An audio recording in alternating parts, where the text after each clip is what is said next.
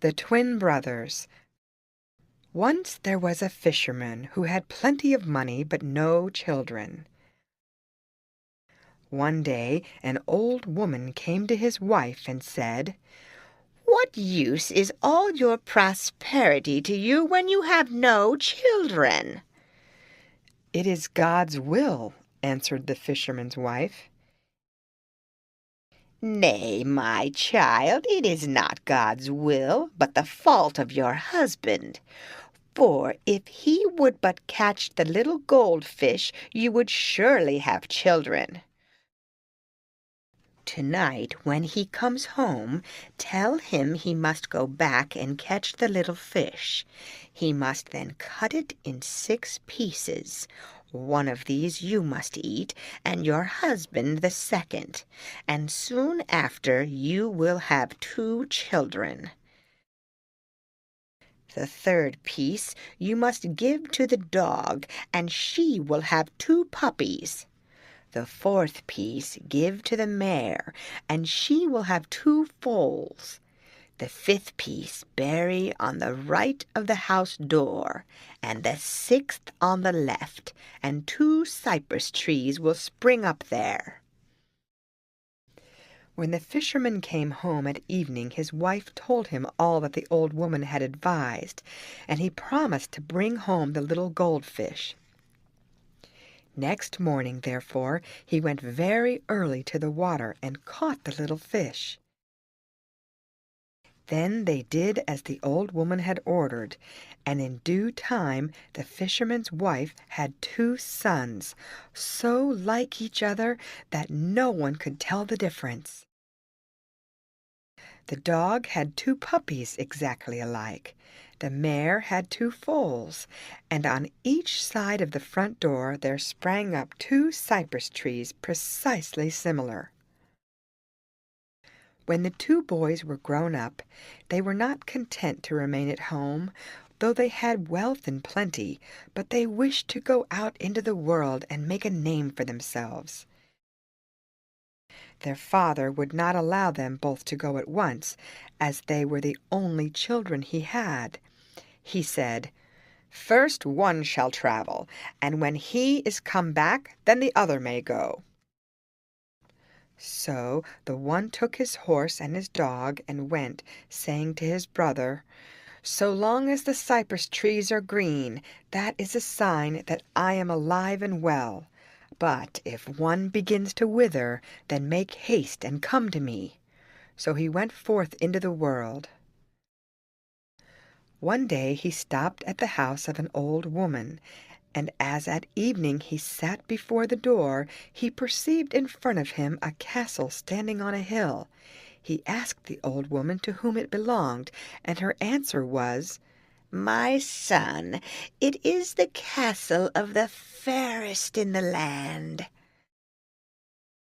"And I am come here to woo her." "That, my son, many have sought to do, and have lost their lives in the attempt, for she has cut off their heads and stuck them on the post you see standing there."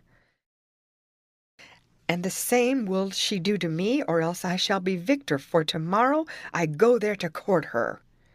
Then he took his zither and played upon it so beautifully that no one in all the land had ever heard the like, and the princess herself came to the window to listen. The next morning the fairest in the land sent for the old woman and asked her, "Who is it that lives with you and plays the zither so well?" "It is a stranger, princess, who arrived yesterday evening," answered the old woman. And the princess then commanded that the stranger should be brought to her. When he appeared before the princess, she questioned him about his home and his family, and about this and that, and confessed at length that his zither playing gave her great pleasure, and that she would take him for her husband. The stranger replied that it was with that intent he had come. The princess then said, "You must now go to my father and tell him you desire to have me to wife, and when he has put the 3 problems before you, then come back and tell me." The stranger then went straight to the king and told him that he wished to wed his daughter. And the king answered, "I shall be well pleased, provided you can do what I impose upon you. If not, you will lose your head. Now listen. Out there on the ground there lies a thick log, which measures more than 2 fathoms. If you can cleave it in 2 with 1 stroke of your sword, I will give you my daughter to wife. If you fail, then it will cost you your head." Then the stranger withdrew and returned to the house of the old woman, sore distressed, for he could believe nothing but that next day he must atone to the king with his head. And so full was he of the idea of how to set about cleaving the log that he forgot even his zither. In the evening came the princess to the window to listen to his playing, and behold, all was still. Then she called to him, "Why are you so cast down this evening that you do not play on your zither?" And he told her his trouble. But she laughed at it and called to him, "And you grieve over that? Bring quickly your zither and play something for my amusement, and early tomorrow come to me." Then the stranger took his zither and played the whole evening for the amusement of the princess. Next morning she took a hair from her locks and gave it to him, saying, "Take this hair and wind it round your sword. Then you will be able to cleave the log in 2. Then the stranger went forth, and with 1 blow cleft the log in 2. But the king said, "I will impose another task upon you before you can wed my daughter." "Speak on," said the stranger. "Listen, then," answered the king. "You must mount a horse and ride 3 miles at full gallop, holding in each hand a goblet full of water. If you spill no drop, then I shall give you my daughter to wife. But should you not succeed, then I will take your life." Then the stranger returned to the house of the old woman, and again he was so troubled as to forget his zither. In the evening the princess came to the window as before to listen to the music, but again all was still, and she called to him, "What is the matter that you do not play on your zither?" Then he related all that the king had ordered him to do, and the princess answered, "Do not let yourself be disturbed. Only play now, and come to me tomorrow morning." Then next morning he went to her, and she gave him her ring, saying, "Throw this ring into the water, and it will immediately freeze, so that you will not spill any." The stranger did as the princess bade him, and carried the water all the way. Then the king said, "Now I will give you a 3rd task, and this shall be the last. I have a Negro who will fight with you tomorrow, and if you are the conqueror you shall wed my daughter." The stranger returned full of joy to the house of the old woman, and that evening was so merry that the princess called to him, "You seem very cheerful this evening. What has my father told you that makes you so glad?"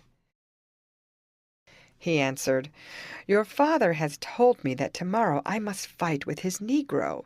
He is only another man like myself, and I hope to subdue him and to gain the contest." But the princess answered, "This is the hardest of all. I myself am the black man, for I swallow a drink that changes me into a Negro of unconquerable strength. Go tomorrow morning to the market, buy 12 buffalo hides, and wrap them round your horse. Fasten this cloth round you, and when I am let loose upon you tomorrow, show it to me, that I may hold myself back and may not kill you. Then when you fight me, you must try to hit my horse between the eyes, for when you have killed it, you have conquered me." Next morning, therefore, he went to the market and bought the 12 buffalo hides, which he wrapped round his horse. Then he began to fight with the black man, and when the combat had already lasted a long time, and 11 hides were torn, then the stranger hit the negro's horse between the eyes, so that it fell dead, and the black man was defeated. Then said the king, "Because you have solved the 3 problems, I take you for my son-in-law."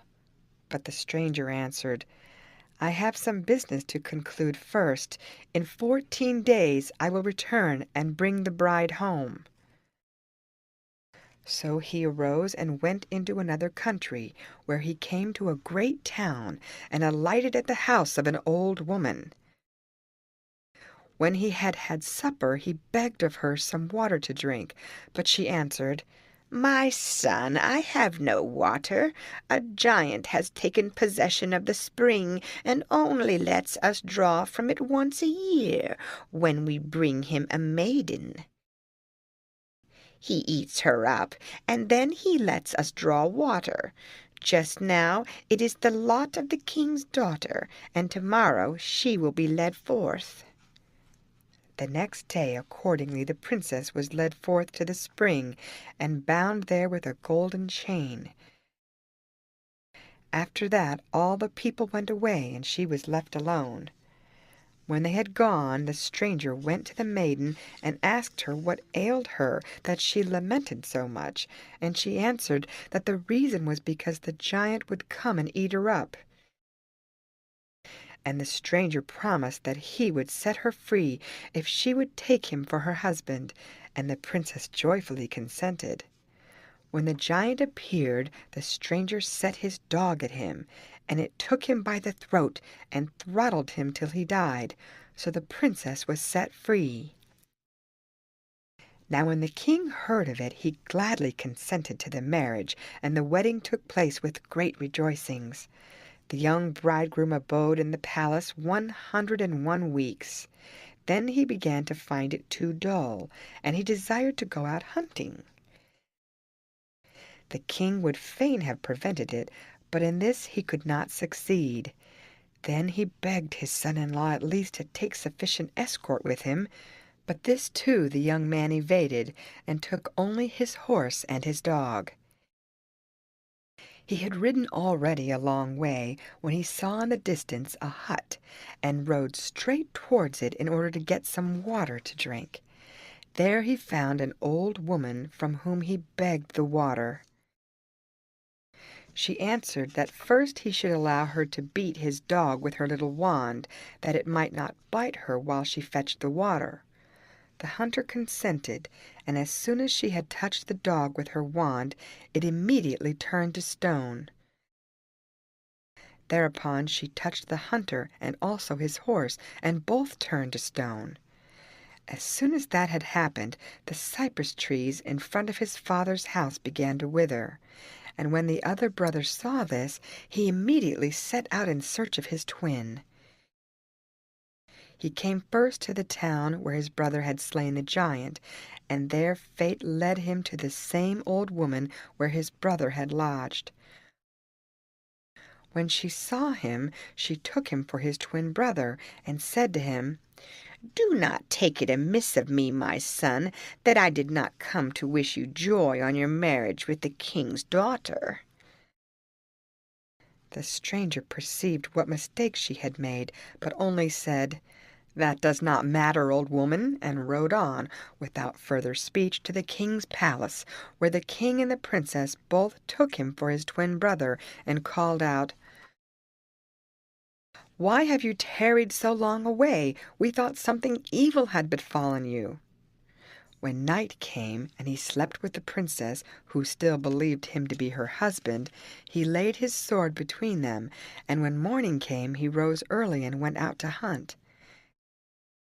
Fate led him by the same way which his brother had taken, and from a distance he saw him, and knew that he was turned to stone. Then he entered the hut and ordered the old woman to disenchant his brother. But she answered, "Let me first touch your dog with my wand, and then I will free your brother." He ordered the dog, however, to take hold of her and bite her up to the knee till she cried out, "Tell your dog to let me go, and I will set your brother free." But he only answered, "Tell the magic words that I may disenchant him myself." And as she would not, he ordered his dog to bite her up to the hip. Then the old woman cried out, "I have 2 wands. With the green one I turn to stone, and with the red one I bring to life again." So the hunter took the red wand and disenchanted his brother, also his brother's horse and his dog, and ordered his own dog to eat the old woman up altogether.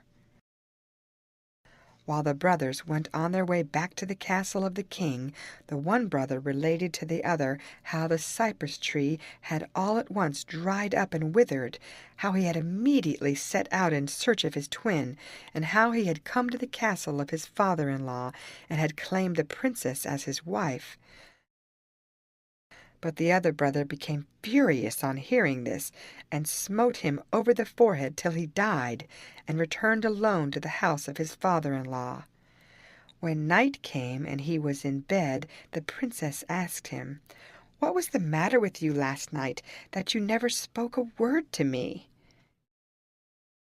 Then he cried out, "That was not me, but my brother, and I have slain him because he told me by the way that he had claimed you for his wife."